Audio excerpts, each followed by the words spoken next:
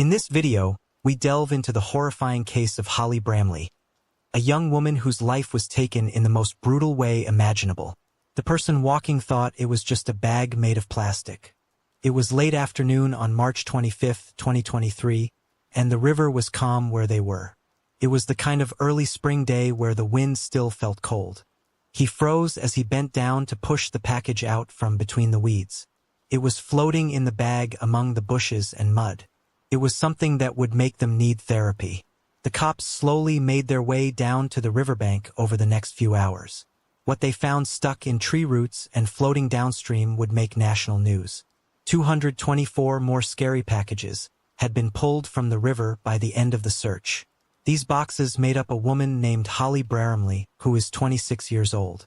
She left behind her husband, Nicholas Metzen, her family, and her friends. The same man she said saved her. She wrote on Instagram, "I love this crazy boy with all my heart. About the same guy. I will always be by his side no matter what." Holly Bramley put up an Instagram picture of herself and her boyfriend on January 26, 2017. They were hugging each other in dim light. Kindly, a flower crown filter was put over her hair. She wrote, "This boy means a lot to me. He made me the person I am today. It doesn't matter what other people say. I love him." They had only been together for 3 months at the time. His name was Nicholas Metzen. She was 18 and he was 20. They met while they were both students at Boston College in Lincolnshire. Holly, who was kind and gentle and had a childlike sense of hope, fell in love from the outside. Their first few months together looked like a quick romance. She raved about how happy he made her and how safe she felt with him. She didn't care what other people thought. But there were signs even when they were happy about their new love. Holly made another post on February 4th. It said, "We've had fights and breaks, but every time we've come out stronger." She talked about how her ex-boyfriends had helped her find the right guy at the right time. They helped her find Nicholas, and she thanks them in a strange way. "I'm in a better position to start my new life," she said. "I see now that he wasn't a real friend. I'm free to leave and move on." Her family would say that this is when he first stopped talking to her. Looking back, Holly was close to all of her siblings, but her sister Sarah Jane was her favorite. All of a sudden, though, it became harder to get to her. In the past, she used to post a lot. The girl who liked to sing, laugh, and cuddle with her pets was slowly going away. Her phone calls were no longer being returned. Instead of Holly, there was a new Holly who swore her undying love for a guy she seemed to have barely known. On February 27th, a few weeks later, she wrote another letter that said, "I love this crazy boy with all my heart. I will be there for him no matter what, and he will be there for me too." Like she thought he would, Nicholas Metzen did not stay by her side. He would finally lock all the doors, cut off all the lines of communication, and make sure that not even her mother could get to her. Holly's connection with Nicholas looked intense from the outside, but it could also be seen as normal. When they were younger, they did fight, but it looks like they also made up. But behind the scenes, things were already changing, and it looked like they were changing quickly. Holly's family says they were the first to notice. She stopped letting them see her on social media for no reason. No longer did anyone answer their calls. Nicholas either cut off their video chats or kept a close eye on them.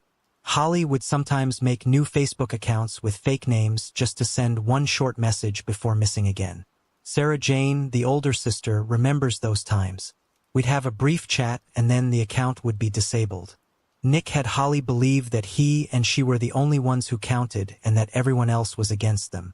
She kept hearing from him that her family was bad, her friends didn't get them, and that he was the only safe place in the world. This is an example of coercive control, a type of trickery in which someone slowly takes away another person's freedom until they are alone and dependent on the abuser. There were also physical attacks going on behind closed doors that were getting worse. One of Holly's brothers found out that Nicholas had a conviction for sharing sexy pictures of a former partner. Nicholas told Holly that he had only taken the blame to protect someone else when she asked him about it. She believed him, which was sad.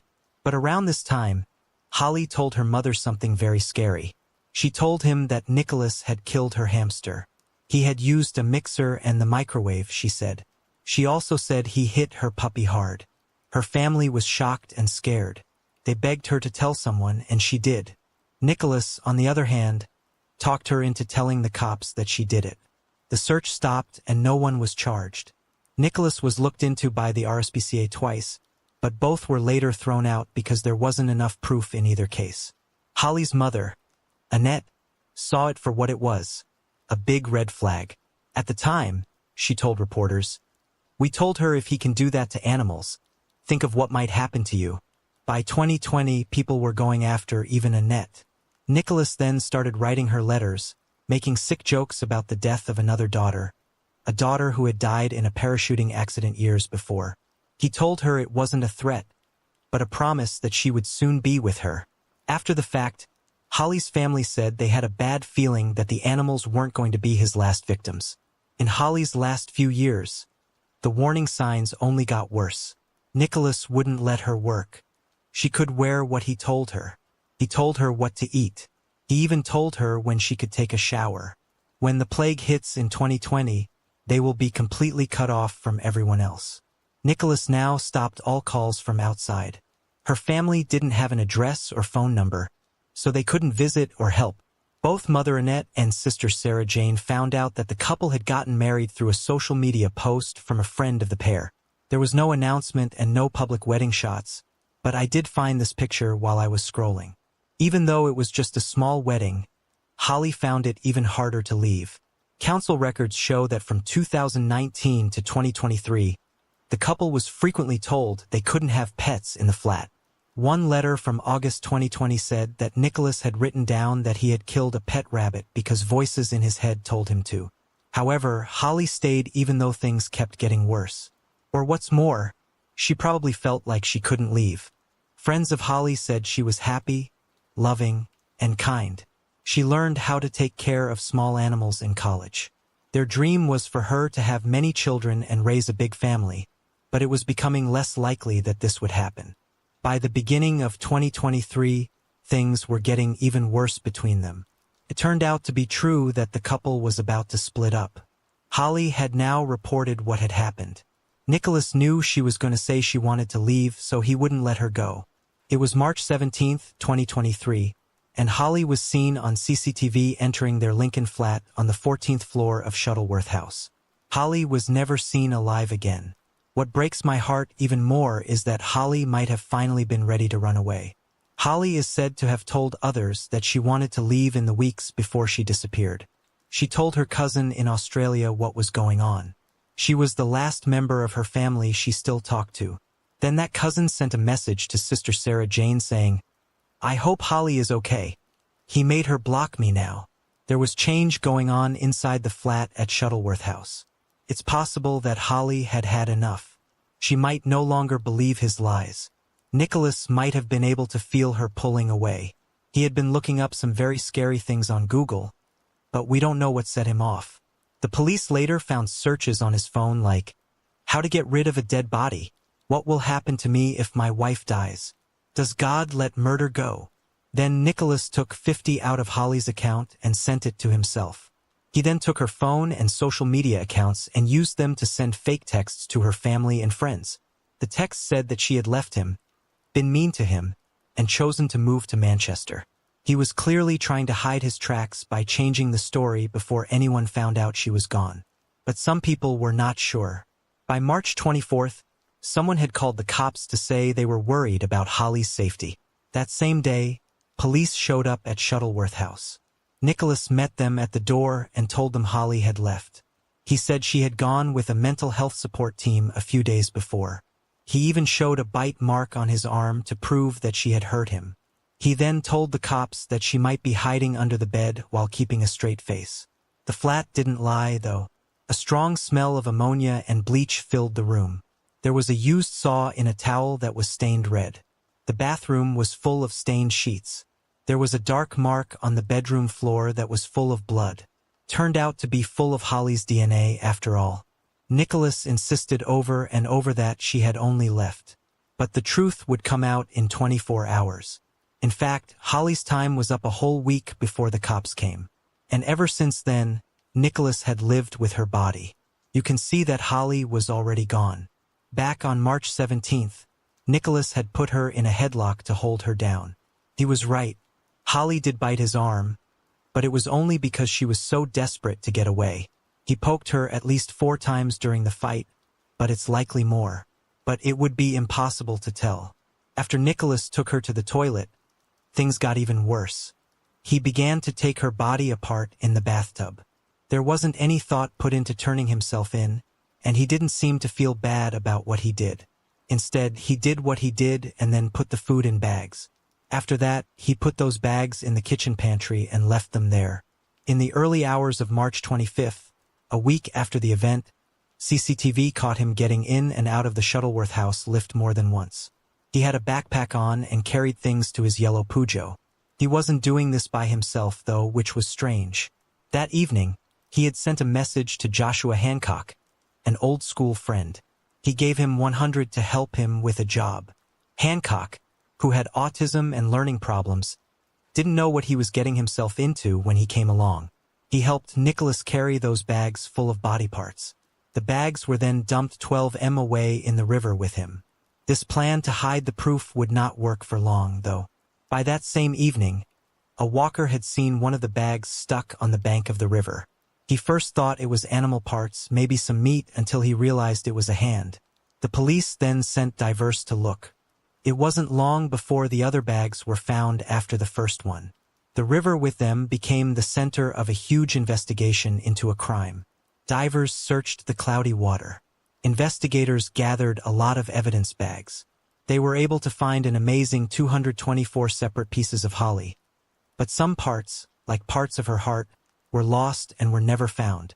But Nicholas Metzen kept lying, even though he knew the truth was now in front of him. So, while I was correcting, I found something else. I was just looking for a picture on Nicholas's Facebook page whose real name is Nick Metzen. In fact, he was trying to sell his car on March 22, 2023. That being said, I think he knew that this car had tied him up in some way, whether it was through forensics or CCTV. He was trying to sell the yellow Peugeot we talked about on Facebook Marketplace for $995. That was just interesting to me. Looking into it further, I haven't come across that elsewhere. However, I do believe he was aware of his mistake and needed to clean up right away.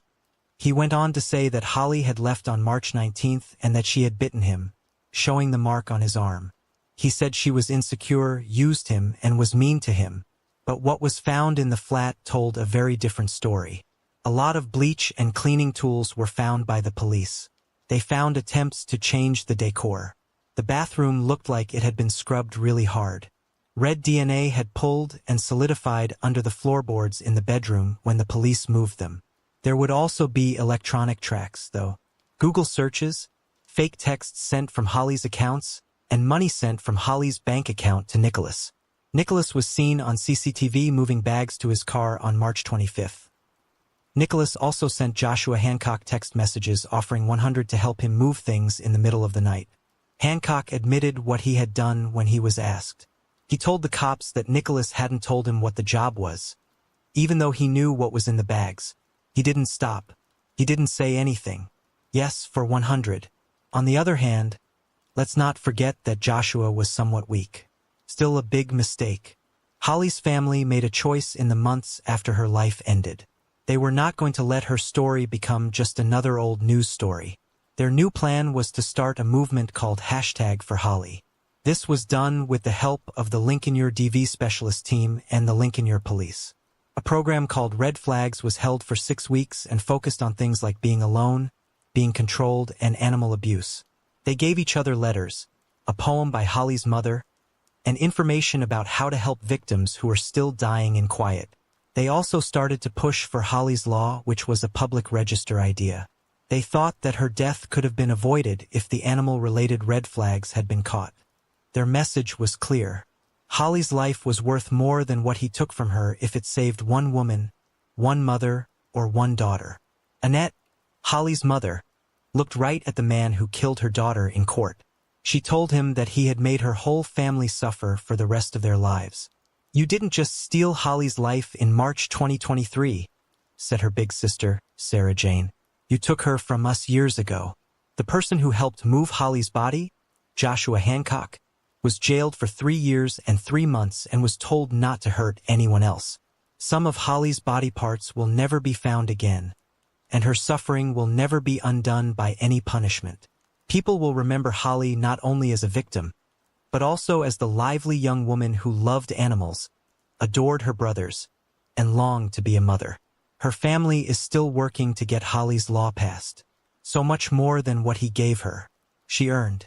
Her mother said she was a person before she was a victim. Nicholas Metzen was given a life sentence in jail of at least 19 years and 316 days. There was never a good reason given for what he did.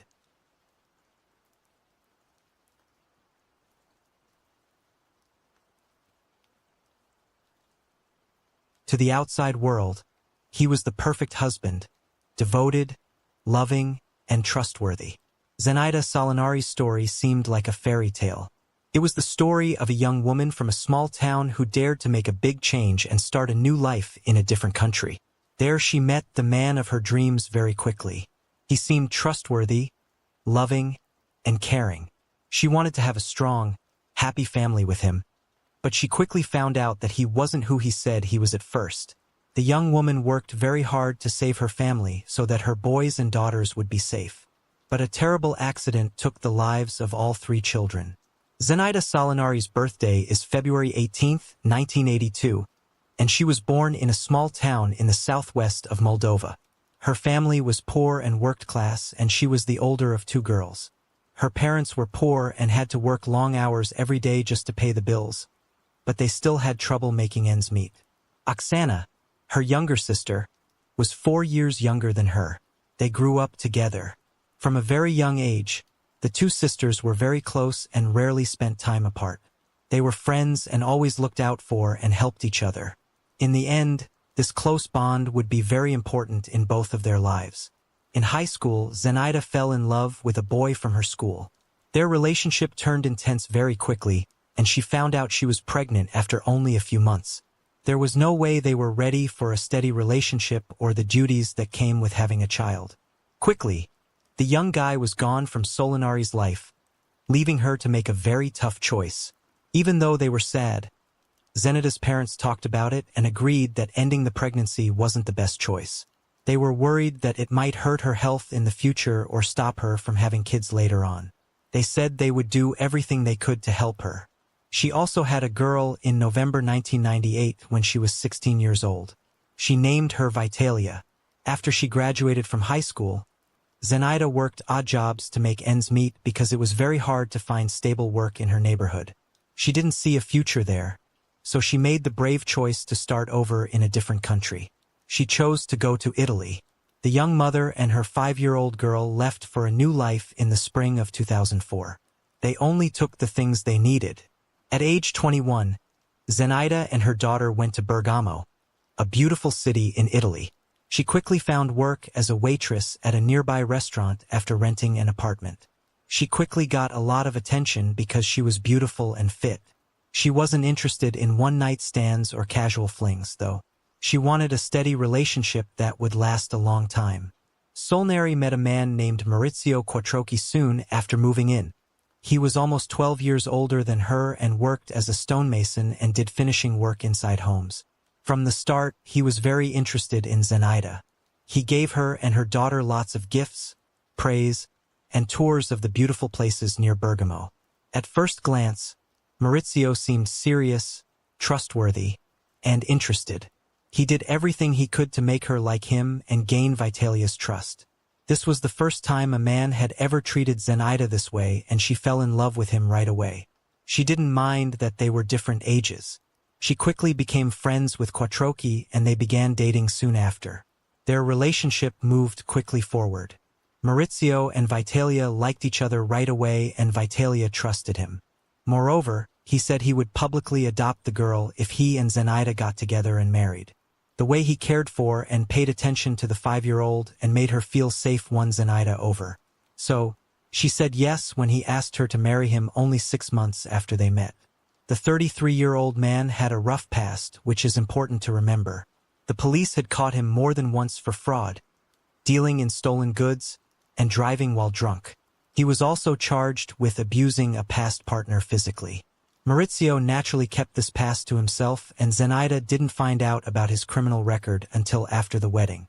She thought it was just a matter of making mistakes as a young man and thought it was all behind him. She was sure that he had changed and that it would never happen again. He would get angry sometimes, but that didn't seem to bother her too much. They got married in a simple ceremony in 2005 and then took a short trip through Spain for their honeymoon. Vitalia started calling Maurizio Dad after he officially adopted her as promised. Soon after, Zenaida got pregnant. It was in December of that year that they had their first daughter together. 4 years later, she had another daughter. Maurizio insisted that his wife quit her job so she could raise their girls and make the house a nice place to live. At the time, he had a steady job that paid well enough for him to take care of the whole family, and Zenaida accepted his request. The first few years of marriage were mostly safe and peaceful. Things were fine for Zenaida and the girls. They lived in a nice house. The girls went to a well-known school in the area. Oksana, Zenaida's younger sister, also went to Italy and settled in Bergamo in the early 2010s. It was easy for the sisters to stay in touch and see each other often. Ziana was very upset about Oksana's move. She had lived in Italy for a while, but hadn't really made any friends there. The main reason for this was that Maurizio was very protective and had a volatile personality. He closely watched the people she talked to and pretty much ran her social life. Solinari tried hard to keep the peace for a long time. She tried to be flexible, didn't get angry, did what he asked, and never wed. She would call him an angry Italian and say that his outbursts and heated fights were just the way people act and think in that area.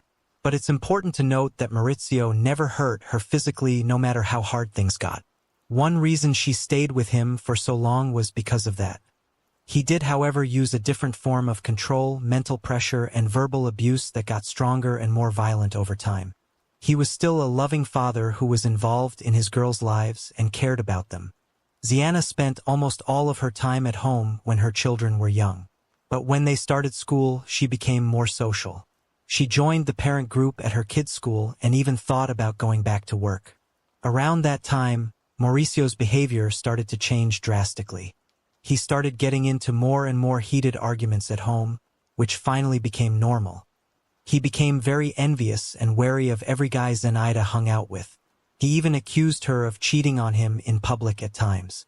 Even though the claims were false and made up by him, he closely watched her every move, wouldn't let her talk to other men, checked her phone every day, saw all of her social media, and even made her make sure that all of her few friends were okay with him. It turned out that Maurizio was a terrible person to trust, and loved being in charge. He treated Zenaida like she was his property and that he could tell her what to do. He knew that she and the girls relied on him for money and thought she had no choice but to stay with him. One of Zenaida's close friends told her that she didn't feel safe with her husband even though he had never hurt her physically. She also told her sister Oksana more than once that she was very unhappy and thinking about getting a divorce because she was afraid that Maurizio would try to take the girls away and get full custody. She was actually stuck and didn't know what to do. Over the years, Maurizio had changed and not for the better. There was more drinking on his part, and when he was drunk, she hardly recognized him. The company where Maurizio had worked for years fired him out of the blue near the end of 2018. He had a heated fight with the bosses. He knew he was wrong, but he wouldn't admit it. He just quit. He later got a job at a small restaurant in the area, but he didn't stay there long either because he kept starting fights. The family had to start spending less on everything after losing their main source of income. And Maurizio didn't try to fix the problem. He only made it worse. Aside from strange jobs, he spent most of his time drinking a lot and getting angry at his wife. Zenaida hired herself as a waitress at one of the town's best restaurants in early 2019. She knew she had to do something to at least meet her girls' basic needs. She hoped that she could help the family get by until things got better. Things went in a different direction, though. Maurizio started losing control soon after she started working. He was already crazy jealous of her. He thought Zenaida was getting away from him because he couldn't keep track of who she talked to or where she went.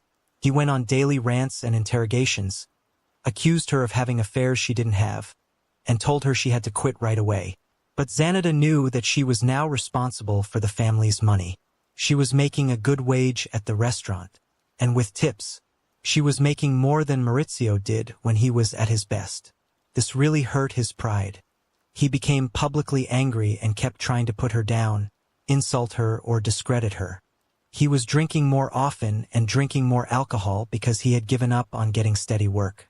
Maurizio called his wife all the time, and if she didn't answer, he would get angry.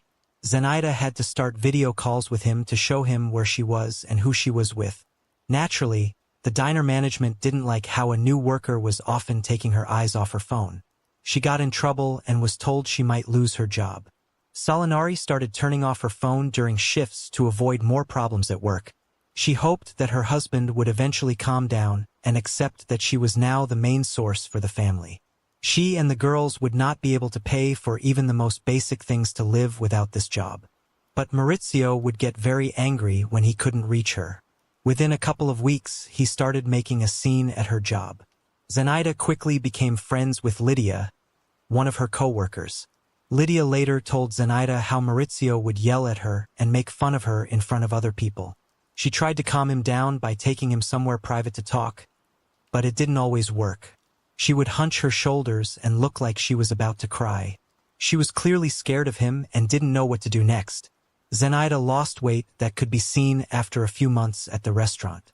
While she was always nice to the guests, she would jump at loud noises and nervously look around all the time as if she thought her husband would appear out of nowhere. She looked like she was under a lot of stress and could hardly keep herself together. As the mental stress grew, it reached a breaking point. Zenaida took on a second job as a cleaner at a nearby hotel to make extra money because the restaurant job was based on shifts. She was also offered a solid modeling deal for several photos because of how beautiful she was. Things were beginning to get better. Even though she worked hard and made a lot of money, Maurizio was still angry at her. He started drinking almost every day, started fights all the time, and didn't hold back what he said. Their home life turned into a nightmare that wouldn't end and got worse over time. Then, at the end of July 2019, he went too far and hit his wife for the first time. At that moment, things changed for him and he would never go back. No longer did he even try to keep himself in check. There was a lot of physical violence in the home which used to be calm. Maurizio hit Zenaida, pushed her, or grabbed her by the hair or arms a lot. The cuts and bruises generally showed up on parts of her body that were hidden by her clothes, so no one outside of her knew what was going on. After a few weeks, Zenaida finally caught her husband sober and tried to have a serious talk with him. She told him she was leaving him. Maurizio lost it. Getting angry, he told her he would never let her go and that he would rather do something bad than lose her if she ever left him. He said he would hurt her and then hurt himself. The fight finished with another violent act. In this case, Zenaida was scared enough to call the police because she was worried about her own safety and the safety of her children. When the police came, they told her to file charges. But she didn't because she didn't want to make things worse. To leave the house safely with her girls. All she asked for was help. She could no longer live with a man who had become a tyrant. This is where Zenaida and her 3 children stayed because they had nowhere else to go. Without a second thought, her sister took them in and told them they could stay for as long as they needed to. On that day, Zenaida finally told a family member the truth. She was afraid for her life and the safety of her girls. Kana heard about Maurizio's threats. He said he would hurt her and then himself. It was interesting that Oksana was married to a cousin of Maurizio, but her marriage had been much better. Her husband was calm and nice, and he didn't like how his cousin was acting at all. He and Oksana both told Zenaida that she should report the threats and bad treatment to the police, but Zenaida refused. Oksana's husband went back to Zenaida's house the next day to help her pack up and move out and to be there in case Maurizio made another scene. He was, as expected, very angry. He told his wife she had to come back and wouldn't let her go. The family member then said he would call the police if Maurizio tried to stop her or use any kind of force. That alert looked like it worked. As his wife packed her things, Maurizio stepped back and watched in silence. The nightmare didn't end when I left the house, though. Maurizio quickly found out where his wife and kids had gone and began following them around and bothering them. He tried to get the girls to do what he wanted by telling them how much he missed them and asking them to come back. He stayed angry and dangerous towards Zenaida. Zenaida's worried family members called the police several times and asked her again and again to make a formal complaint, but she refused. Around 6 p.m. on October 5th, Maurizio showed up at Oksana's flat in a living complex on Via Cremona. While he was very drunk, he was insistent on seeing Zenaida. Even though she told him she was at work, he still wanted to talk to her children. Oksana, who answered the door, flatly refused to let him in. She also didn't call the girls because she didn't want them to see their dad in that state. To really talk, he should get sober and clean up before coming back, she told him. Maurizio loudly cursed and left, but he didn't stay gone for long. Soon after, he came back and started walking around the area as if he was waiting for Zenaida to get home. Oksana called the cops to report what was going on and asked them to look into it. At about 11 p.m. a guard showed up. The police looked all over the neighborhood, but couldn't find Maurizio or anything else that seemed fishy, so they had to leave. When Oksana's husband was coming home around midnight, he saw an old gray Peugeot 207 that looked a lot like the car Matteo used to drive.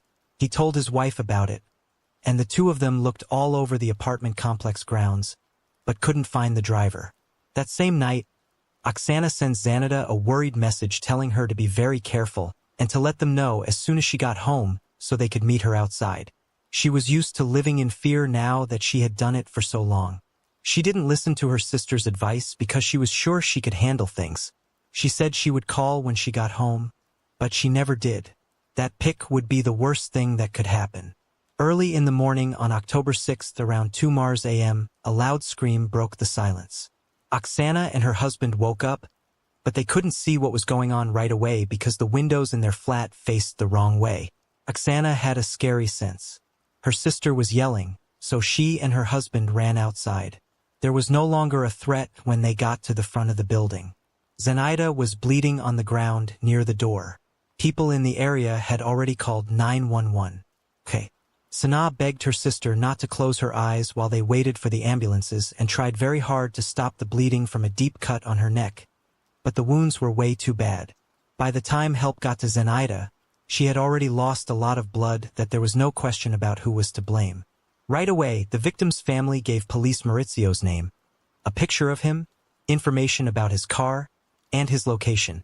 Right away, a regional warning was sent out, but no one knew where he went after the attack. Traffic cameras showed the way he ran away, but he was already outside the city lines at that point. The police thought he might have left the car and hidden in a country or wooded area. Even though there were roadblocks in place, the subject stayed out of sight for almost 20 hours. His flight, on the other hand, wasn't well planned. He didn't know what to do next. Maurizio was finally caught that 6th of October evening when he tried to fill up his car with petrol in a nearby neighborhood. Maurizio was sober when he was arrested, but he said he couldn't remember much from the night before because he had been drinking too much. He said he loved his wife still, hoped they could get back together, and had never meant to hurt her. No one believed his story that the whole thing was a terrible accident. At that point, forensic experts had already looked at the body of the victim, and even experienced detectives were shocked by what they found. Zenaida had been stabbed 18 times, and some of the cuts were fatal. 3 were right up to her. 7 of the wounds on her arms and hands were protective ones, which means she tried to protect herself. 8 of them were deep wounds in her chest and neck. A hole was made in one lung. The heart and the carotid artery were both hurt. It wasn't likely that anyone could have saved her because she lost too much blood too fast. A big kitchen knife was found about 60 feet away from the crime scene. It looked like the attacker threw it away while running away. Maio only partly accepted guilt when he was being questioned. He told her that he didn't mean to hurt her and that all he wanted to do was talk. When asked why he brought a knife, he said he didn't bring one at all and just picked it up off the ground near Oksana's house. But a search of his house showed that wasn't true. The knife used in the attack was from a set in his kitchen, especially the one that wasn't in its holder. The police were able to put together the whole picture. Maurizio had been waiting outside the flat building for hours, just as Oksana had thought he would. He managed to avoid being caught by the police patrol that came earlier. It wasn't in his plans to give up quietly. Maurizio waited for Zenaida to get home from work at the cafe. She was attacked almost as soon as she got out of her car. He wasn't going to say anything. Instead, he hit her several times in the chest and neck. She screamed for help and tried to protect herself with her hands. When the noise scared a neighbor, they looked out the window and saw what they saw. They quickly called the police. It didn't take long for the attack to end. He then ran away from the scene of the crime, throwing the knife as he went. He quickly got into his car, which he had hidden in an alley nearby. He didn't know what to do next, though. He had already done what he had been threatening to do for a long time. He or she was put on trial in December 2019.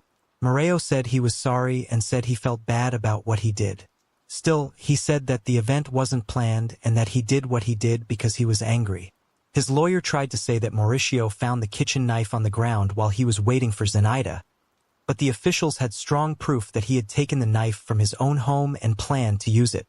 At the trial, Zenaida's sister and brother-in-law, as well as some of her close friends and co-workers, spoke out.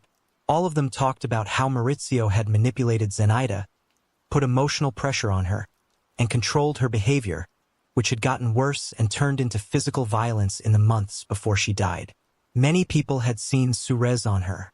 The police had been to their house several times, but Zenaida didn't want to press charges or get a protection order because she thought she could handle things on her own. Fadalia, Zenaida's oldest daughter, who is now an adult, also testified against her dad. The younger girls didn't have to go through the stress of testifying because there was already so much evidence against Maurizio. He was in danger of getting a life sentence. But before the trial was over, Maurizio killed himself in jail, keeping a terrible promise he had made to Zenaida. His lawyer said that his biggest fear was that his girls would have to testify against him, and he didn't want that to happen. Okana, who was 32 years old, was given custody of Zenaida and Maurizio's children after the tragedy. She couldn't leave her cousins, who had lost both parents all of a sudden and were only with each other.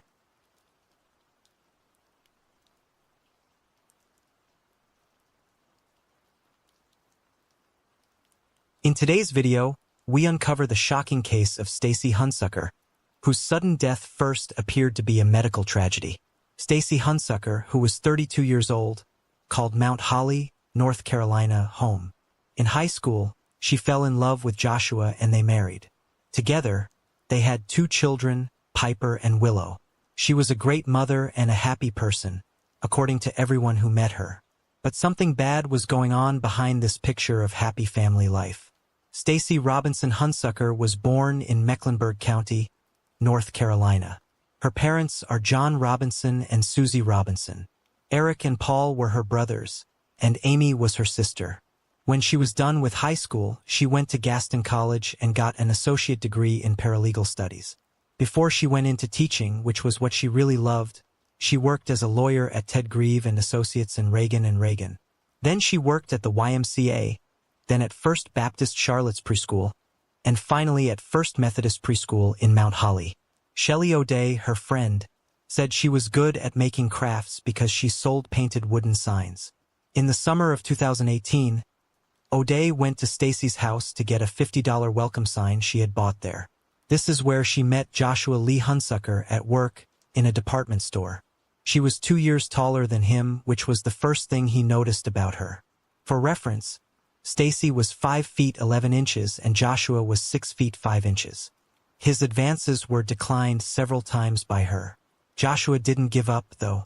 He learned she played softball, went to her practice, and joined her team. Both were good players who had the chance to become professionals. Their friendship turned into love over time. The wedding took place in Myrtle Beach, South Carolina, in 2010. People thought they were happy because they had been together since high school. Their 2 girls, Piper Elizabeth and Willow Darlene, were born. It had been 7 years since Joshua started working as a flight nurse for Atrium Health's MedCenter Air. He was confident and convincing because he used to play college football. Stacy gave up her job to care for her kids full-time. On weekends, Stacy and Joshua spent time with friends at shows and cookouts. According to O'Day, they were just a cute pair. They never got into a fight. Stacy had been a member of Mount Holly United Methodist Church all her life and took part in many events and groups there. She liked to make things, go to the beach, watch sports, and take pictures of herself and her girls. But problems were happening below the surface. After the birth of their first daughter, Piper, in February 2013, Stacy started having strange health problems that she couldn't explain. The signs weren't clear, but they were very scary. Her health seemed to be getting worse for no clear reason, which made doctors confused. After just 5 months in July 2013, bad things happened. Their house caught on fire, and most of the couple's things were destroyed. Both mentally and financially, the fire left them in a mess. The things they had worked for were taken away. Their friends came together to help the young family get back on its feet. Suzanne Steinbronner, a friend of the couple, started a GoFundMe page to help pay for the rising costs. The page would start to record Stacy's strange medical fall. Stacy's health issues, on the other hand, kept getting worse.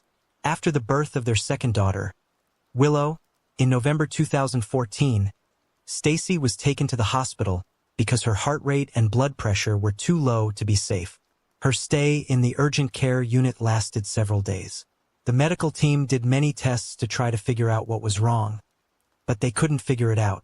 There was a feeling that her body was being attacked by something beyond her sight.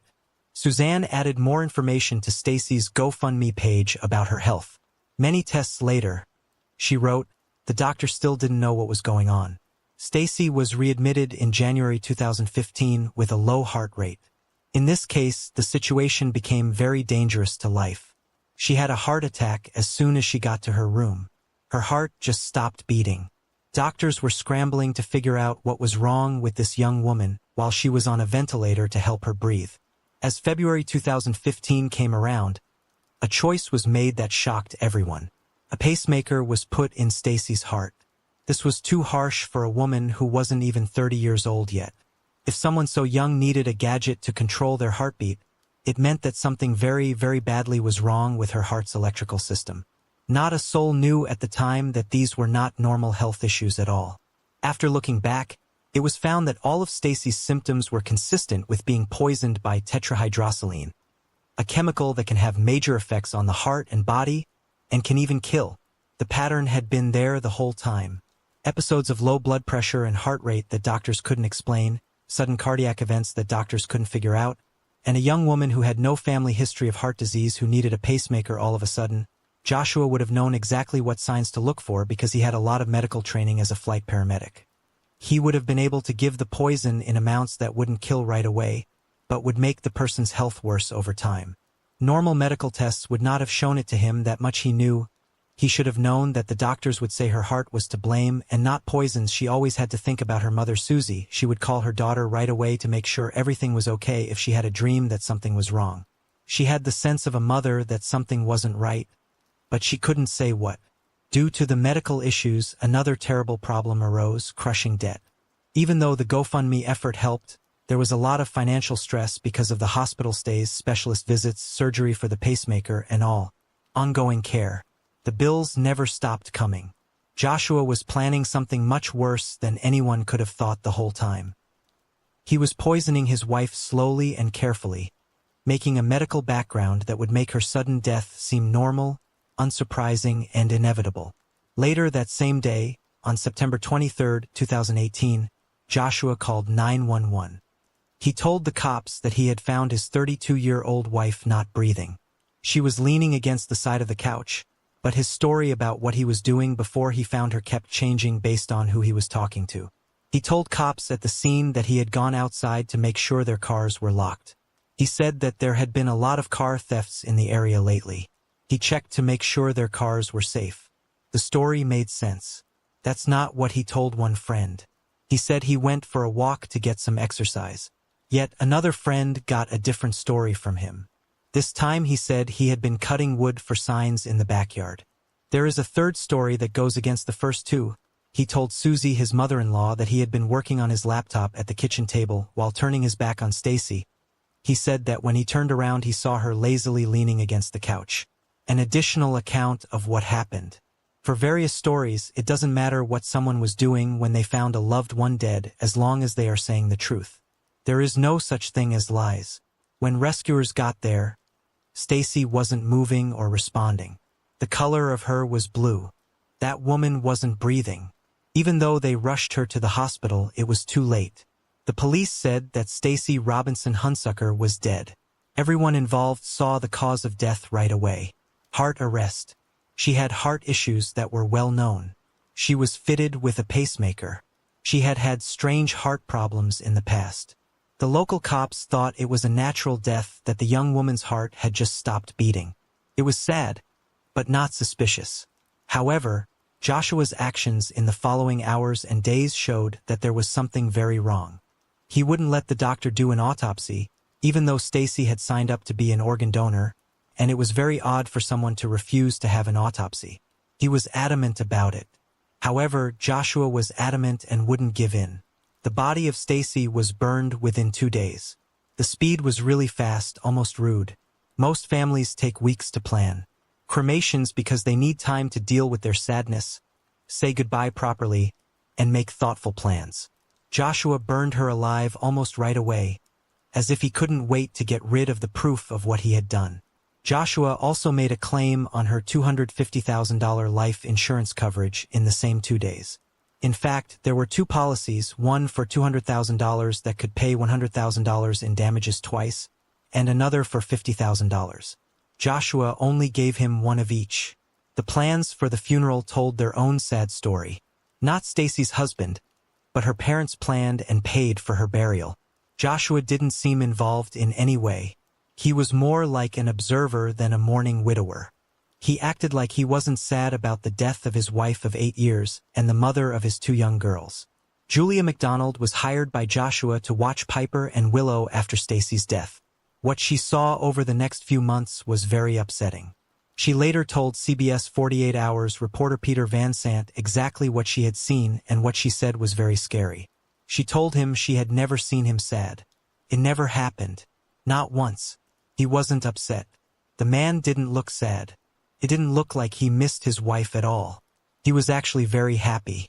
He was pleased with his new partner, Jennifer Elkins, a coworker who everyone called Jen. It was always them touching each other. Jen was always the focus, Kaylin said. They always talked about moving in together and their future together. Not the house that Joshua and Stacy had lived in together, but a brand new one starting over. Joshua didn't talk about his dead wife very often. He did not say that he missed Stacy. He never said that he missed the girl's MoMA. His daughters never heard him talk about his memories of her. It seemed like Stacy had never been there. She had been erased from their lives. It was hard for Kaylin to understand. After her own father died, she couldn't stop talking about him and remembering good times with him. She wanted to keep his memory alive. 6 months after Stacy's death, Joshua and his 2 young girls were around his new girlfriend. He had lived in the house with his wife before she moved in. It was the house where Stacy had died and the bed where Stacy had slept. It seemed like she was just filling in for Stacy, taking on a part that had been left open. People who work with Joshua at Atrium Health's MedCenter Air had also seen the same troubling trend. Investigators were told that Joshua didn't seem to be moved at all by the death of his wife. In their report to the police, they were very worried about how quickly he had moved on with his girlfriend, how noticeable she was, and how well she fit into his life. The speed was rude, crazy, and out of line. According to them, he seemed unfazed, as if Stacy's death were just a bother and not a tragedy, like he was waiting for it to happen. After that, there was the cash. People in the community were shocked when Joshua went on a shopping spree after getting the $250,000 from Stacy's life insurance policies. A boat worth between $80,000 and $100,000 was the one he bought. Later, the judge would say that the buy worried him and tell Joshua's lawyer that he would go back to jail if he tried to hide it. He went on several pricey trips with his new girlfriend. The couple is going on trips they couldn't afford when Stacy was living because they were too busy paying off medical debt. After getting insurance money, they were living it up, traveling, and spending a lot of money. That day, he paid off the family's $215,380 debt on their 1,516-square-foot home in Mount Holly. These expenses were listed in the wrongful death case that Stacy's parents later filed. They painted a picture of a man who was thrilled to be free, thrilled to have money, and thrilled to start a new life with his mistress. Susie, Stacy's mom, saw these as huge, obvious red flags. Joshua had been seeing this woman before her daughter died. She found out, while Stacy was still living and fighting for her life in intensive care units, the affair went on behind her back. The life insurance claims were made just a few days after Stacy died, before the funeral even happened. In Susie's mind, the random insurance claims, the rejection of an autopsy, the immediate cremation, the new girlfriend who had been there the whole time, and her daughter's years of strange health problems that no doctor could explain were all starting to fit together. The boat, the trips, and the lack of any sadness. Definitely something was wrong. Susie Robinson did something that would change everything in May 2019, 9 months after her daughter died. She called the insurance department of North Carolina. She said her son-in-law was guilty of theft. She thought he had killed Stacy for the insurance money so he could date his lover without having to go through the trouble of getting a divorce. This mom's instinct didn't tell her that this simple action would lead to a full-on murder case that would reveal the horrible truth about what had happened to her daughter. Commissioner of Insurance Mike Causey said that the case was sent straight to their criminal investigation section. When Susie Robinson sent the tip, the local police force first said that Stacy had died of a natural cause, a heart attack. There is nothing fishy. No more changes needed. Put it in a folder. The insurance inspectors weren't happy, though. They would look further. Things would be questioned by them. The proof would lead them anywhere. Detectives from the North Carolina Department of Insurance's Criminal Investigations Division, the Gaston County Police, and the Department of Homeland Security made up the strong team. Lisa Morgan, a special agent, was given the job. In the course of her investigation, she found something that was truly essential. Stacy was an organ donor, so the LifeShare Donor Center kept a sample of her blood until she was cremated. This was normal procedure for organ donors, done to speed up the donation process and make sure the donors and recipients were compatible. But the one piece of proof that Joshua hadn't planned for, hadn't counted on, and couldn't destroy would make the difference between justice and a perfect crime. A sample of blood was sent to a lab for full toxicology tests. Normal tests for drugs and poisons came back clean. There is nothing strange or odd going on. However, the police did not end their work there. In order to find substances that wouldn't usually be on a regular toxicology panel, they asked for more specialized tests and a wider screening. The outcomes were truly shocking. According to Mike Causey, Stacy's blood had small amounts of poison in it. The poison was tetrahydrosaline, a drug that is used in eye drops to make them less red. But that level wasn't helpful, and it wasn't something that would be expected from normal use. It had 30 to 40 times the amount that is recommended for health. These levels weren't consistent with someone using eye drops as recommended or taking in a small amount by accident. Those amounts could only have been reached by poisoning someone over and over again in a planned way. Forensic toxicologist Demi Garvin looked over the results and became more and more worried. She said that because tetrahydrosaline was present in that amount, it had to be looked into further. It was like Mickey Finn in current times, where something is put into a drink without the person's permission. It would be especially dangerous for someone with Stacy's known heart problem, someone with a pacemaker, or someone whose heart was already weak. Her weakest point, her most susceptible system, would be hit by the poison, which would make her death look like any other terrible heart event. It's also very important to note that normal toxicology screens don't usually check for it. It's not usually on the list of things that doctors look for when they think someone has been poisoned. You will not find tetrahydrosaline unless you are looking for it directly, know what you are looking for, or have a good reason to think you might have found it. You can't see it. In the end, North Carolina State Attorney Jordan Green told the court that the drug has a very bad effect on the heart and can stop the heart from beating or cause it to fail. It wasn't a mistake. That was a cold-blooded murder that was planned ahead of time. As a flight paramedic since 2013 and someone with a lot of medical training, Joshua Hunsucker would have known a lot about medicines and how they affect people. In court papers, it was made clear that his education and experience would have given him a deep knowledge of different kinds of drugs and how they might affect the body. His job also gave him access to drugs that were not controlled and did not need to be logged or kept track of. He knew what to do, had the tools, and had the chance. The investigation quickly grew. Detectives started talking to Joshua's family, friends, co-workers, and anyone else who might know something. They found out more about the case, which made it even scarier. Something important had happened about 20 miles south of Mount Holly, about 2 weeks before Stacy's death. In August 2018, Lana Sue Clayton, a nurse, was jailed for giving her husband Stephen Clayton eye drops that were poisonous.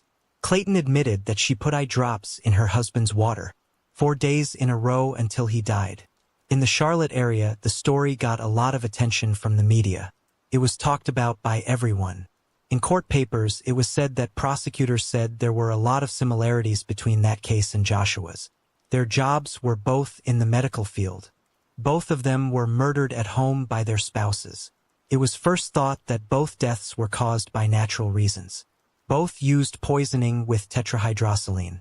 Court papers said that Joshua put eye drops in Stacy's water without her knowing and exposed her to lethal amounts of tetrahydrosaline just days after learning about the case in South Carolina. It was more than that. Detectives talked to Joshua's old co-workers at Atrium Health's MedCenter Air as part of their probe. Before he killed Stacy, Joshua told 2 co-workers that he would use Visine or another eye drop to do it. There were no jokes or pointless comments here. The threats came from a medical worker who knew exactly how it worked. He had told them exactly how he would kill someone if he ever got the chance. After the South Carolina case got a lot of attention from the media, Stacy Robinson Hunsucker died soon after. This murder was planned and thought out. On December 19, 2019, Joshua Lee Hunsucker was caught at home in Mount Holly. He was charged with murder in the first degree. Joshua was also accused of felony insurance theft and getting something by lying about who he was. He was getting benefits worth $250,000 even though he was said to know that he killed his wife and killed her. $2 million was put down as bond for him. He paid the bond and was freed on Christmas Eve 2019, only 5 days after being arrested. He was told not to use the insurance money because of a temporary protection order, but he found the money anyway. That release would turn out to be a terrible, terrible choice. Joshua's behavior got worse and more dangerous while he was out on bail. Later, District Attorney Travis Page said that the suspect would keep doing more dangerous things. Eventually, he would be proven right. Joshua started targeting Stacy's parents, John and Susie Robinson, with constant attacks. He regularly took pictures and videos of them at their granddaughter's sports games. He mailed them packages telling them to drop the murder case. In his car, he followed them and drove by their house several times. He used bad language and body language towards them in the church parking lot where they went. The constant threats were meant to scare them into silence. Later, on February 4, 2023, Joshua faked his own arrest. He told cops that he had been hit in the head several times with a pistol while stopping to change a flat tire. He said his hands were zip-tied and he was injected with something we don't know. He told the cops that his attacker was Stacy's dad, John Robinson. He was trying to make his father-in-law look like he had attacked and kidnapped someone. The Mount Holly police did a full investigation. There was no proof for any part of Joshua's story that they could find. They found out he made up the whole thing to put the blame for his wife's death on the Robinsons. Insane and desperate, the cops were able to see right through it. But Joshua didn't end there. Not long after the fake theft in February 2023, Joshua poisoned his own 11-year-old daughter, who got very sick and had to go to the hospital. The test showed that she had the same chemical in her body as Joshua, along with a tranquilizer that isn't meant for kids. This is the same drug that was found in Joshua's truck. During her treatment, Joshua told the doctors that she thought she looked like she had been given Visine. The medical staff said this wasn't a likely diagnosis based on her complaints. Authorities think Joshua poisoned his daughter to put the Robinsons on trial and get them out of his daughter's life. A judge found in July 2024 that Joshua had abused his daughter and not taken care of either of his other children. In August 2024, he was caught again for trying to scare witnesses. His bond was revoked in November 2024, and he is still in jail without bail. Bad things happened. Seriously, it was horrible. It was a sign of how far he was willing to go to avoid being responsible. A few weeks before he was arrested for murder, on November 26, 2019, Joshua is said to have set fire to medical equipment on an Atrium Health chopper over Charlotte. He lit a syringe pump on fire aboard the chopper at 12:59 a.m. Due to the fire, there had to be an emergency landing at a car lot on Independence Boulevard. No one got hurt. Joshua was charged with setting a fire illegally. The time was very important. This took place less than a month before he was charged with murder. Police thought Joshua knew he was going to be arrested soon and that the fire was another desperate attempt to cause trouble. Atrium Health released a statement expressing shock, saying they couldn't understand what could have driven him to put people in such grave danger. Joshua had also been put on administrative leave for allegedly bad behavior at work before he was arrested for murder. He lost his job at Atrium Health's MedCenter Air the day after he was arrested in December 2019. He had worked there since 2013. The intended date for Joshua's trial was March 2025, but prosecutors said that because of recent events, it might have to be moved to autumn 2025. After Joshua was arrested for the first time, Stacy's family put out a strong statement through their lawyer that showed how determined and hurt they were, saying, "Your beautiful girls Piper and Willow will have our full support and care." Kelly, who has known Stacy since high school, told her that she did not deserve this to happen to her. She was an excellent mom. She had a good attitude. According to a letter sent by Susie Robinson in April 2020, Stacy was missing a lot of important events. "I'm so sorry you can't be here for your pumpkin's birthday party. I gave both of your girls an extra hug today just for you." The case showed how important it is to look into scams to find murderers. Mike Causey, the commissioner of insurance, thought, "Who would have thought that an investigation into insurance fraud could turn into a full-on murder investigation?" Joshua would have committed the perfect crime without Susie Robinson's mother's sense and the blood sample that was kept safe from organ donation. Stacy Robinson Hunsucker was a loving mother, teacher, and church member. Her favorite things to do were make crafts, visit the beach, watch sports, and photograph her children. Her smile made everyone who knew her feel happy and at ease. Joshua is still in Gaston County Jail without bond as of November 2024. His two girls, who are now about 12 and 14 years old, are no longer in his care. John Robinson and Susie Robinson are still fighting over who gets to keep their grandkids. Justice has not yet been done. But one thing is for sure, Stacy Robinson Hunsucker will not be forgotten. This case shows how dark and unpredictable people can be. Let me know what you think in the comments and subscribe for more true crime content.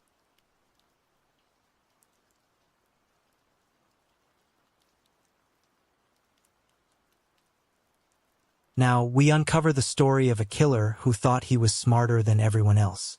He planned every move, covered every track, and believed he had committed the perfect crime.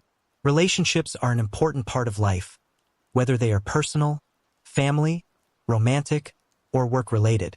It's too bad that not all of them turn out to be good. Some can be so bad that they leave mental and physical scars that last a lifetime. It started out as a relationship between a famous doctor and one of her coworkers. From the beginning, it was clear that their relationship was not stable. Over the course of almost 5 years, they broke up and got back together several times. The woman stayed positive and gave the relationship many chances, even though her feelings were all over the place. What happened after she finally got the courage to take charge of her life and tell him she was leaving him for good set off a chain of terrible events. She unknowingly sealed her fate when she stood up for herself and looked for a new start. Before we continue, I'd really love to know where you're watching from. Whether it's a big city or a small town, drop your location in the comments below. It's always interesting to see how far these stories reach. And if you're enjoying this deep dive into true crime, make sure to give the video a thumbs up, subscribe to the channel, and turn on the notification bell so you're the first to know when a new case is posted. Now let's get back into it. Dr. Preeti Reddy was born on October 19, 1986, in Pimpri Chinchwad, an Indian city on the Pavnar River. She was the older of Narasimha and Suturatha Reddy's two children. Both of her parents were respected and accomplished doctors who ran a successful private practice. The steady and large income her parents made it possible for the family to live well. 4 years younger than Preeti, Nithya was her sister when they were kids. The sisters made a close bond early on and were almost never apart. They always supported each other no matter what, from childhood secrets to hopes and problems.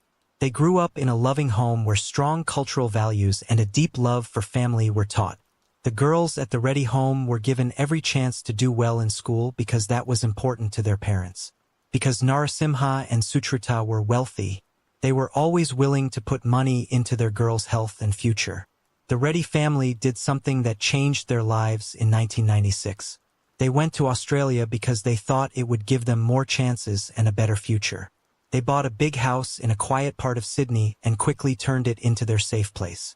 Both did very well in school at a famous private school. As time went on, Preeti grew into a smart, pretty, and charming young woman. Her personality was outgoing, social, and driven. Her parents were both nurses, and she always wanted to follow in their path by working in healthcare.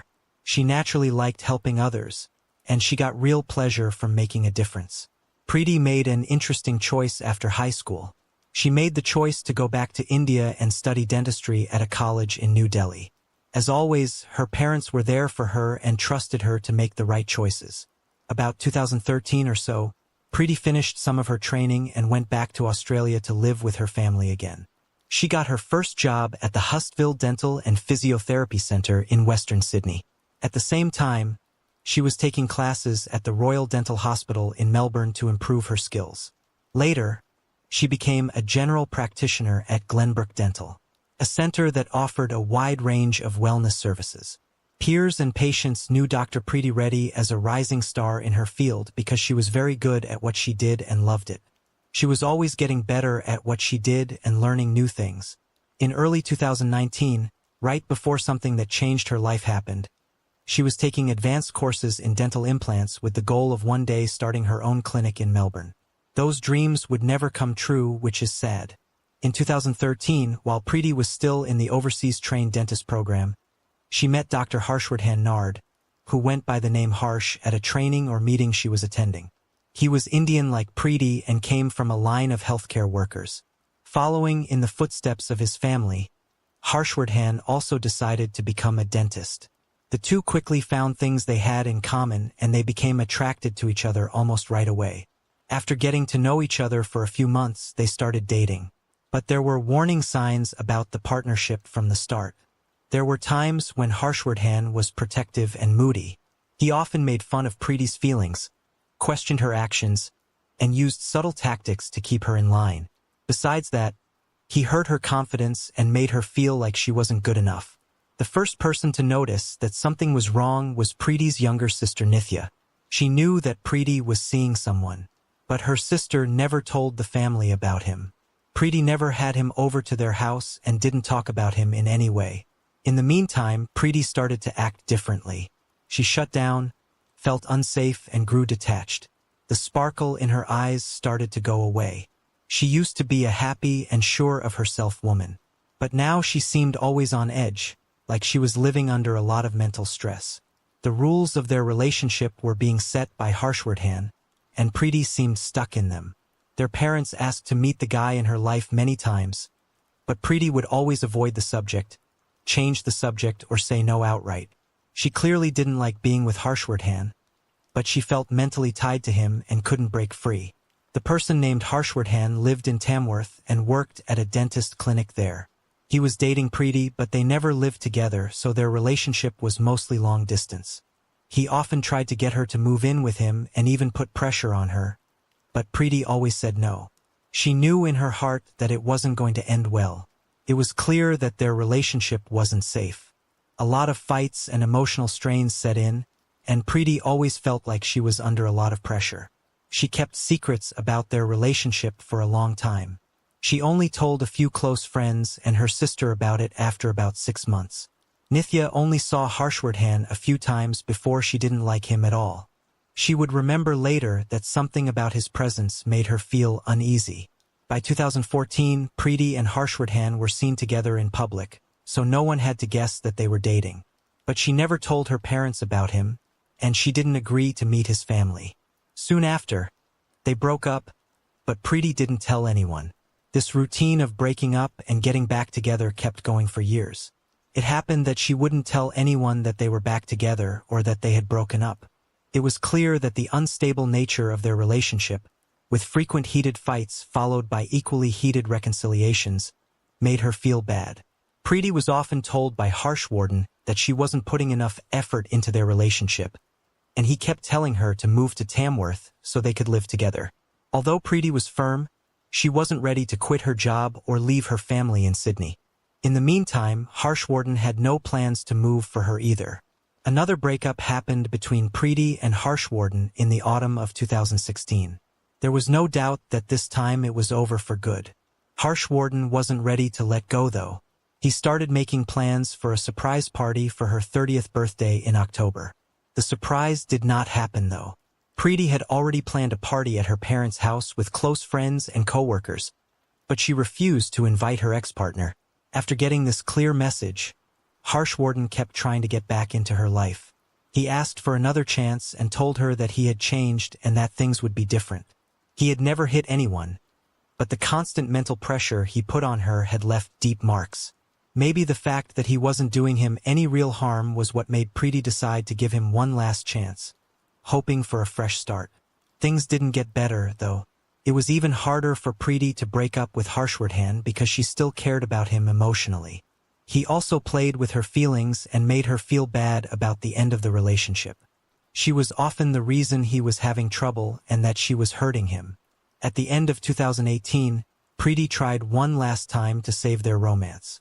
She soon realized that things were not going to get better no matter how hard she tried or how much she gave up. She broke up for good. That autumn, in November, only a few weeks later, she met a young doctor from Melbourne. They felt a genuine link right away. Kind, caring, and responsive, this new man was everything Harshvardhan wasn't. Preeti wasn't shy about her relationship for the first time in years. She happily told her family and friends about him. She seemed truly joyful and full of hope for the future. It became real to her that she could get married and start a family. She even thought about moving to Melbourne to be near him. When she started looking for work in the area, well-known dentistry clinics responded right away. After getting several offers, she chose a center where she planned to move after her duties in Sydney were over. For the first time in years, she told her friends in December that she had never felt this good and that she finally felt free of the past. Her friends and family were thrilled to see how happy she was, but they were only happy for a short time. The news of Preeti's new relationship reached Harshvardhan in January. He started to contact her again by calling, texting, and trying to set up a meeting because he was angry and jealous. Although Preeti was sure of what she wanted to do, she didn't pay attention to anything he did. By February, Harshvardhan told his brother on the phone that he couldn't accept what he saw as deception. He kept talking about Preeti as if she still belonged to him, and he thought that her new relationship was hurtful to him. He told her that he wouldn't let her marry someone else and even gave the impression that he was ready to do something very bad. It seemed like empty, angry threats made out of anger and helplessness at the time. Sydney held a 2-day international dental meeting starting on March 1, 2019, where the latest dental techniques were shown. People who went included Dr. Preeti Reddy and Dr. Harshvardhan Nard, who used to be her boyfriend. At the Urban Hotel, Preeti shared a room with 2 close friends and co-workers. According to Harshvardhan's reservation, the Swiss hotel is only a few blocks away. Post the first day, Preeti told her friends that she was feeling uncomfortable. Harshvardhan was looking at her closely the whole time at the meeting, waiting for a chance to talk to her. His behavior was making her feel bad because it seemed like he wouldn't stop. The girls chose to relax that night at a bar. But even then, Preeti looked tense because she was always looking over her shoulder. It got even worse on the second day. She was followed by Harshvardhan, who insisted they talk and meet. Her friends begged her not to give up, but Preeti felt torn and angry. Even though they warned her not to, Preeti reluctantly decided to talk to Harshvardhan after the conference was over. They needed to make up, and she hoped he would finally let her move on. She had carefully practiced what she was going to say, hoping that he would hear her, stop the fight, and let her move on with her life. Around 6:30 in the evening, on March 2nd, A gray Volkswagen Golf Preethes was seen leaving the Urban Hotel's underground garage on security video. Preethi was driving, and Harshvardhan was sitting next to her. A little over an hour later, they went to Ravi's Kumin restaurant in Crow's Nest together. A lot of people, including witnesses, other guests, and restaurant staff, said later that they could feel the stress at their table. Preeti looked tense and eager to leave, while Harshvardhan repeatedly tried to grab her hand and spoke over her. The waiter who was serving them remembered that Preeti had said she was going to move to Melbourne and that she was in love with someone else. She also asked Harshvardhan to let her go, but he didn't seem to notice. As an alternative, he kept talking about getting married and said he would move to Sydney just to be close to her. The couple left the diner around 10:30 p.m. and walked back to their car, but they didn't get in. They fought for more than an hour right there. When Harshvardhan tried to hug her, Preeti turned away from him. At about midnight, they finally got in their car and drove off. After driving through the city for 15 minutes more, they pulled into a mall parking lot. Nobody got out of the car. On the building's wall, surveillance cameras caught them having a heated fight. Harshvardhan was making wild gestures, and Preeti was clearly crying. Around 2:00 a.m., Preeti got out of the car and went into a mall location with a 24-hour fast food place. She bought a water bottle and hung out near the door, waiting for Harshvardhan to leave, although he was still in the car when she returned. Onwards to the Swiss hotel, where Harshvardhan had a room. It was quiet as he led Preeti past the front desk and into his room around 3 a.m. That was the last time she left. At around 10 a.m. on March 3rd, Preeti called her younger sister to say she'd be home in a few hours. In 5 minutes, she called Harshvardhan and told him she loved him and that they were going to be together soon. The last time anyone heard from Preeti was that day. The family of Preeti thought she would be home by lunchtime, but she never showed up. The fact that her phone was off was very strange. At 3:00 p.m., people began to feel scared. The always connected Preeti would let someone know if she was going to be late. Her family started calling her friends and coworkers right away to see where she was. Fear turned into worry as the day went on with no sign of her. They then found out that she had been seen at the conference with her ex-boyfriend, Harshvardhan, who was allegedly trying to get back together with her and wouldn't leave her alone. Nithya called Harshvardhan, but he either didn't answer or said no, even though his phone was still on. It was clear to the police that night, March 3rd, that her family thought her ex-boyfriend might be involved when they made a missing person report. They also started their own search and called everyone who might have seen or talked to Preeti. Also, Nithya made a number of posts on social media where she shared new pictures and asked people for any information that might help her find her sister. The post reached almost 2,000 people in 24 hours, including some of Preeti's past patients. Many people offered to help look for her or spread the word, but no one knew for sure where she was. Only Harshvardhan could lead them, but he still wasn't answering the phone. In the afternoon of March 4th, Harshvardhan finally picked up one of Nithya's calls. His answer was surprisingly cool. Apparently, Preeti was an adult and would be there soon. He said they had seen each other at the meeting, but only talked for a short time before they parted ways. Strangely, Harshvardhan called Nithya back an hour later. This time, he was very angry. He yelled at her and asked her why she was calling his family, friends, and co-workers to ask about Preeti. Without any proof, he said that the Reddy family was unfairly blaming him and hurting his image. His behavior sent up big red flags. He didn't seem to care that Preeti had disappeared all of a sudden or that she might be in danger. Plus, the fact that people were looking for her and paying attention to him made him feel even worse. Since Preeti had agreed to meet Harshvardhan for dinner, he was probably the last person to see her. His family demanded that he talk to the police and give a full account before he was officially called in. Harshvardhan went to Sydney later that day and walked into the police station saying he wanted to help and was ready to share what he knew. The police noticed right away that he was acting strangely.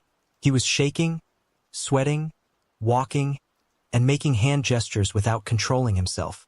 He told them that he saw Preeti at the meeting and at dinner on March 2nd. He said they had their last talk, ended their relationship, and then he called her a taxi.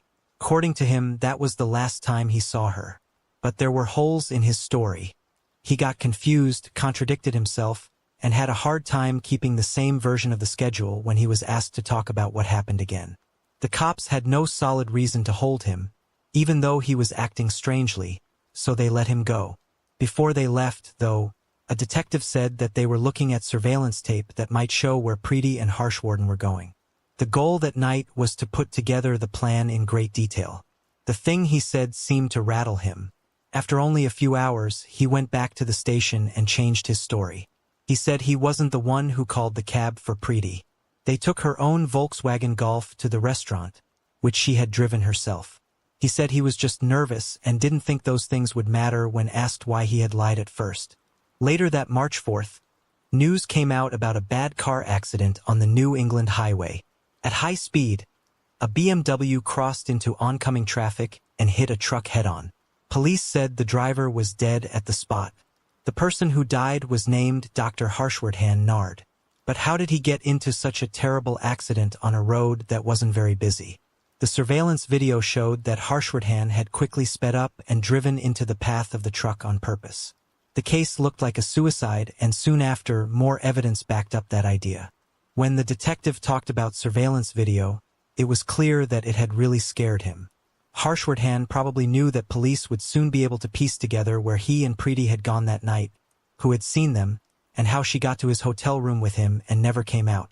The next day, after Harshwarden died, Preety's stolen Volkswagen Golf was found abandoned in a quiet suburban area on the edge of Sydney. Her body was stuffed into a big blue bag inside the trunk and was no longer alive. Later, forensic detectives confirmed that she had a serious head injury and 11 stab wounds, mostly in her neck and back. 2 days later, after putting together security video and interviews with witnesses, police were able to figure out what had happened. Preety decided to have dinner with Harshwarden on March 2nd. She probably did this to end their relationship and move on with her life. A waiter heard bits and pieces of their talk and remembered that Preety seemed upset and scared. They drove for hours after dinner before they got to the hotel where Harshwarden was staying. He may have used her emotions against her, which he had done before, to make her feel bad. Maybe she went along with the plan to make things better, say what she meant, and then move on. Detectives thought that the horrible act must have happened in the room because she was never seen leaving the hotel. There were signs of blood in the bathroom, even though it had been cleaned so well that the housekeepers hadn't seen anything strange. Preety may have gone into the toilet to call her new partner. Hearing the call may have been too much for Harshwarden. As soon as she hung up the phone, he reportedly attacked her from behind, hitting her on the head and cutting her several times with something sharp. Harshwarden quietly cleaned up after the act, went to the front desk and asked to stay another night. He then ate breakfast at the hotel restaurant and then went shopping in the area. He bought a big blue suitcase and a bunch of different kinds of cleaning materials. Then he went back to his hotel room. His checkout time was around 5 p.m. A worker noticed that the man's suitcase seemed especially heavy when he was asked if he needed help with it. Without much thought, Harshwarden said that he had bought too many gifts for his family. Putting everything in Preethy's Volkswagen Golf, he drove to the edge of the city and left the car. In a quiet neighborhood corner, hoping no one would notice for a while, Harshwarden got his BMW from the yard and started driving back to his home in Tamworth after everything that had happened. At some point along the way, he stopped at a petrol station to get petrol and coffee.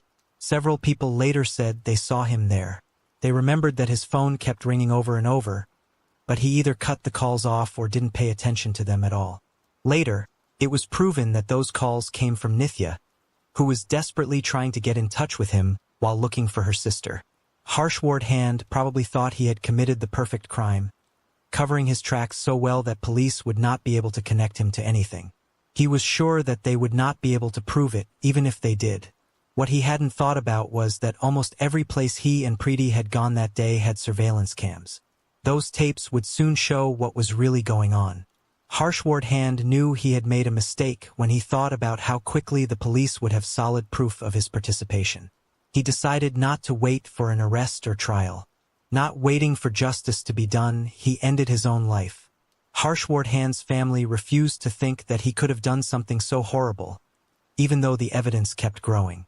It was hard for them to believe that he could have killed someone so brutally and purposefully.